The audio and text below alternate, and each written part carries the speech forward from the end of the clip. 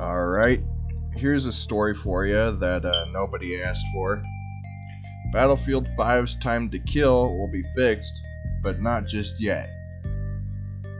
Now you're probably thinking, what the fuck title does that mean? Well, it goes to say, Battlefield 5's fast-paced combat is perhaps too fast-paced. Developers at EA DICE yesterday acknowledged the hottest topic facing the game since November 20th's launch. You know, obviously not that nobody's buying the game, but you know, the time to kill. Anyway, it says that the time to kill, TTK, and time to death, TTD, are too damn low. That will be fixed. Adjusted, rebalanced, or whatever you want to call it, but not immediately. Even if it is one of our highest priorities right now. According to core gameplay designer Florian Leibhahn. That's because there's a bunch of stuff tied up in the systems that are currently getting folks killed way too often or too quickly in online multiplayer. Leibhahn says developers are looking for an experiment, coming soon, in hopes of increasing the time to kill. New changes will be rolled out globally to everyone, with a new playlist created using old parameters, so that players and developers alike can compare the two.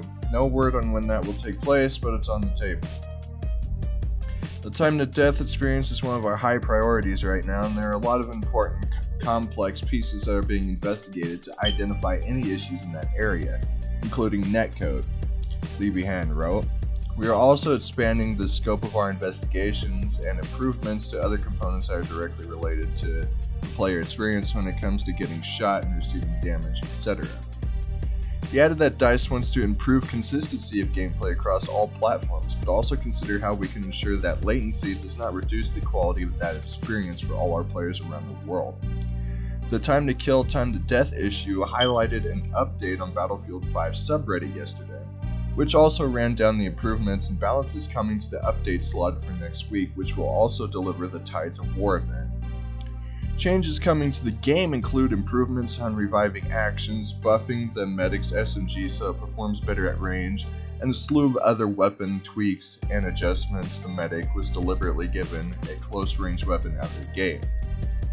Balanced out by that class's healing skill on smoke grenades, recon soldiers can unlock one-hit throwing knives, however, which has to be a part of lightning fast TTK TDD. Users are complaining about so far. Our review called Battlefield 5's multiplayer a good start that needs plenty of balancing, particularly in long-range gameplay and a buggy medical system that said, "We've really enjoyed its team play, calling that better than its predecessor Battlefield 1. If you want to try the game on PC for free, DM Electronics already did a story on that bullshit."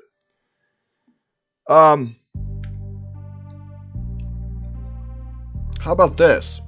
Don't fuck with it. Because you're catering to casual players. I realize that's what you designed Battlefield 1 and Battlefield 5 for, is casual players. Not the people that like, you know, one shot to the fucking skull kills you tactical games like there hasn't been in forever. I think the only games out like that right now is Escape from Tarkov, Squad, and I think that's in Arma 3. I think those are the only tactical shooters we have right now where if you get shot in the head, you die. Battlefield takes multiple shots to the face. Call of Duty takes multiple shots to the face.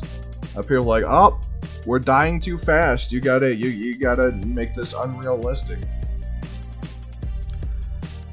It staggers me that people complain about this game not being historically accurate, which I can get behind.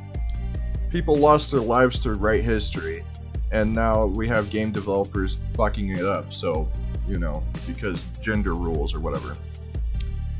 But those same people that complain about the game not being historically accurate are complaining that they're dying too fast. Oh, one shot to the face killed me. Huh. That never happened in real life. Like, oh, come on, dude, really? You're gonna complain that the time to kill and the time to death is too fast? Really? Now, as the darkest opinion on the internet, I am inclined to say, well, why don't you fucking test it out in real life and see if a single bullet kills you? But I wouldn't encourage that. Because we know that really fucking happens. It's historically and accurate in every fucking way possible. I don't know. I just feel like if you're playing an online competitive shooter, the gunplay should feel realistic. I don't know. And also, this is why I can't stand mainstream media. The team play in Battlefield 5 felt really good.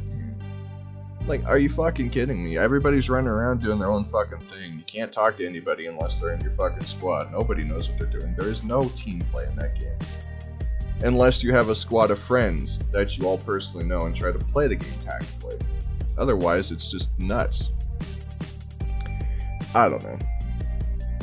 At least they're trying to improve the game so what the base amount of players that play it want. So, you know, props on them. It's just, increasing time to death in shooters isn't really my cup of tea, so I'm not excited for it. But there are people out there that are, that maybe want it fixed. Maybe it's really bad. I don't know. I haven't played since the beta. But, I don't know. Overall, I have mixed feelings on this, but, you know, at least they're doing something. Remember, go ahead and subscribe if you choose to. Like this video. Comment what you think about the game. I'm curious to hear your feelings on this topic, and I will definitely see you in the next one. And remember, stay tough.